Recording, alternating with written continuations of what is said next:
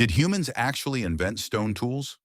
Or did we inherit the basic concept from a common ancestor that lived roughly 7 million years ago? Because a team just pulled stone tools out of the rainforest floor in West Africa that are 4,300 years old. And they weren't made by humans. They were made by chimpanzees, buried under a meter of sediment in the Taï National Park in Côte d'Ivoire. Stones the size of cantaloupes, some weighing nearly 7 kilograms. Way too large for human hands. Covered in microscopic starch residue from nut species that only chimpanzees eat in that region. No hearths, no human dwellings, no human food traces, and dated to 2,000 years before farming even existed in that part of Africa. So no, chimps didn't learn this from watching us. They were doing this on their own, for millennia. That finding was published in the Proceedings of the National Academy of Sciences by Julio Mercader and colleagues. And the reason it matters is not just that chimps use rocks. We already knew that. The reason it matters is that 4,300 years is a minimum, not a maximum. The sediments underneath the tool layer date to over 6,000 years, and the researchers are very clear that what they excavated is a time-averaged accumulation. Generations of chimps returning to the same spots, cracking the same nuts, with the same technique, for at least 2,000 years of continuous site reuse. Probably much longer. The 4,300 number is just how far back the radiocarbon dating goes at this site. The actual behavior could be tens of thousands of years old, possibly hundreds of thousands. We just haven't dug in the right place yet. Tropical forests are terrible for preservation. Organic material rots. Rivers move sediment. The fact that anything survived at all in a rainforest floodplain is kind of miraculous. So now the question that I think everyone actually wants to know: where does this put them? If chimpanzees have been in some version of a Stone Age for at least 4,300 years, possibly far longer, where could that go? And the best way to answer that is to look at where we were.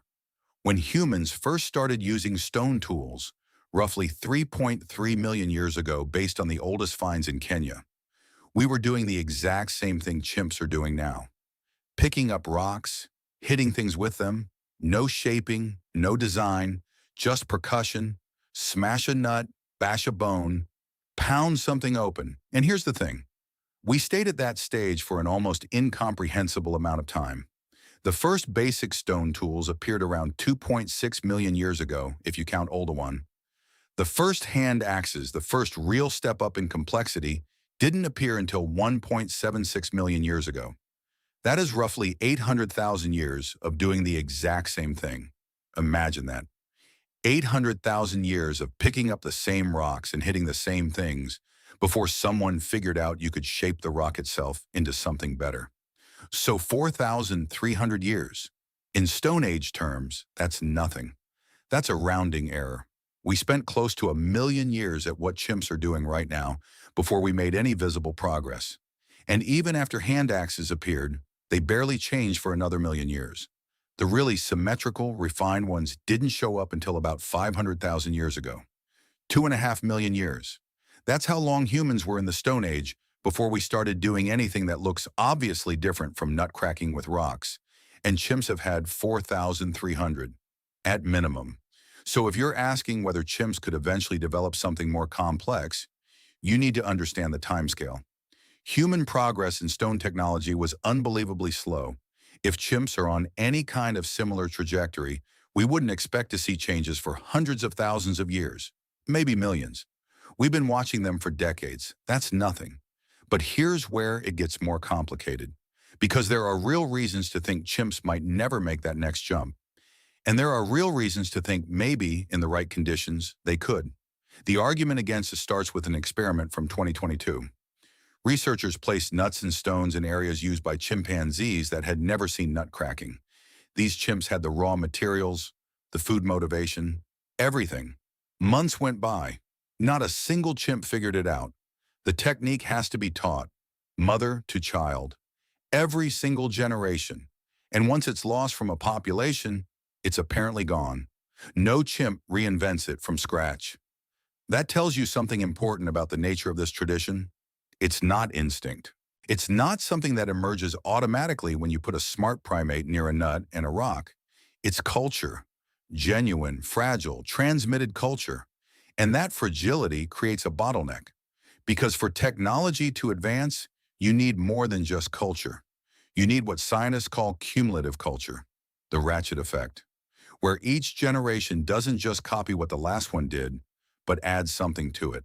One generation cracks nuts, the next generation cracks nuts, and also notices the sharp flakes that fly off when the hammer misses.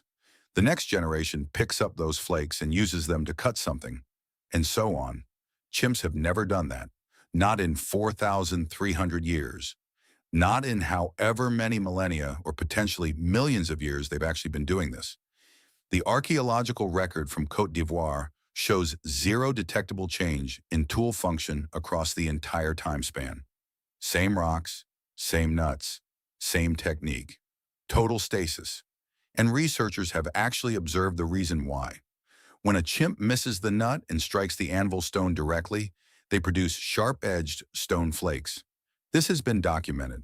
A study published in Nature in 2016 confirmed that capuchin monkeys in Brazil also do this, and the flakes they accidentally produce are virtually indistinguishable from what we call early human tools. In 2023, the same was confirmed for macaques in Thailand.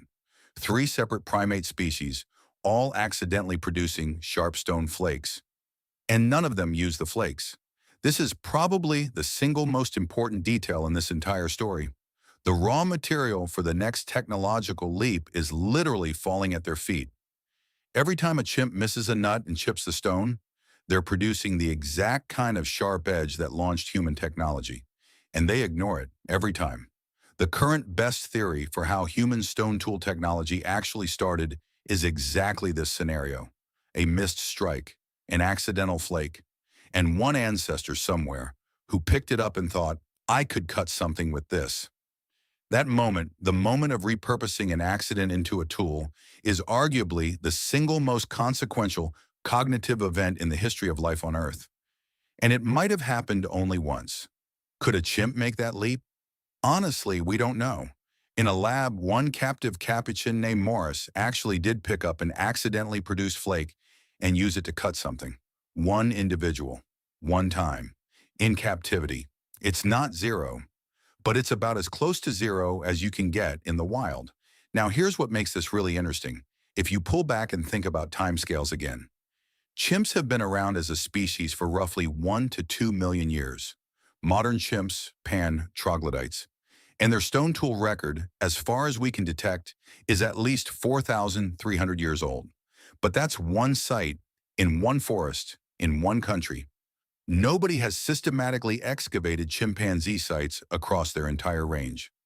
The Taï forest was basically the first time anyone thought to apply archaeology to chimpanzees. What if there are older sites? In West Africa alone, chimps occupy forests across Guinea, Sierra Leone, Liberia, Côte d'Ivoire.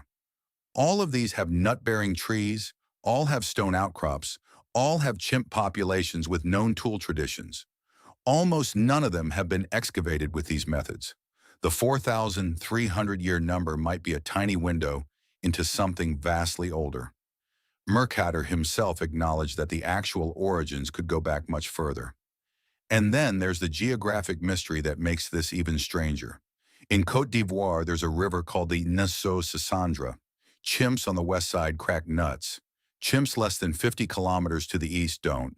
Same forest, same trees, same stones. But one side has a stone age and the other doesn't. It's a cultural boundary, an invisible wall that a behavior never crossed. Except in 2006, researchers found nut-cracking chimps in Cameroon, 1,700 kilometers east of that supposed boundary.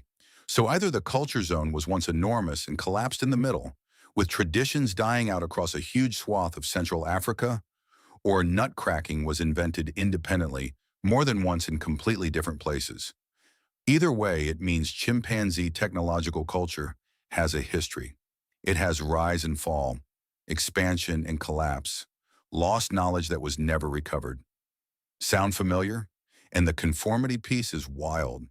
When young female chimps migrate to a new group around age 10, They're already expert nutcrackers. They know what they're doing. But when they arrive in a group that uses different hammer preferences, different techniques for the same task, they abandon what they learned from their mothers and adopt the local way. Cultural conformity. Peer pressure, basically, in chimpanzees. So what would the next age even look like for them?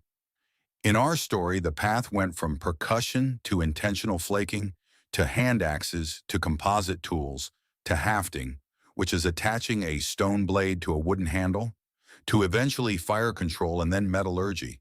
Each step took hundreds of thousands to millions of years. For chimps, the next step would be the simplest possible one, picking up an accidental flake and using it for something. That's it. That's the gap between their Stone Age and the beginning of ours. Not smelting metal, not building cities, just noticing that a broken rock is sharp and sharp things are useful. Could it happen? Over the next 100,000 years? Over the next million? We have no way of knowing. Human evolution didn't proceed on a straight line. There were entire hominin species that used stone tools for millions of years and never advanced beyond them. Homo erectus used basically the same hand axe for over 1 million years. Progress is not guaranteed. It's not even normal. Stasis is the default. Breakthroughs are the exception. But here's what keeps this question open. There are 3 entirely separate primate lineages that independently invented stone tool use. Chimpanzees in Africa, capuchin monkeys in South America, and macaques in Southeast Asia, separated by up to 35 million years of evolution. That tells you something.